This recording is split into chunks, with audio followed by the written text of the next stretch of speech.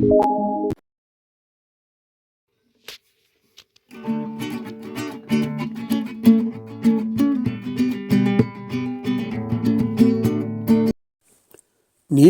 மாவட்டம் மலைகளும் இயற்கை சோலைகளும் நிறைந்த மாவட்டமாகும். இதில் யானை, புலி, சிறுத்தை, கரடி போன்ற வனவிலங்குகள் வாழ்கின்றன. சமீப காலமாக இவை மனித வாழ்விடங்களை நோக்கி வருவது அதிகரித்து வருகிறது. சில தினங்களுக்கு முன் மசனகுடியில் யானை அரிசி குடோனை உடைத்து சேமித்து வைத்துள்ள அரிசிகளை தின்று சென்றுள்ளது.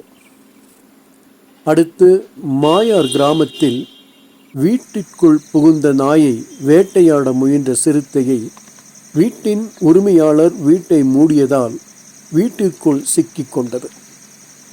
தகவல் அறிந்த வனத்துறை மயக்க ஊசி செலுத்தி சிறுத்தையை அடர்ந்த வனப்பகுதிக்குள் விட்டுள்ளனர். வனவிலங்குகளின் நடமாட்டம் அதிகம் உள்ளதால் மக்கள் கவனத்துடன் இருக்குமாறு வனத்துறை அறிவித்துள்ளது.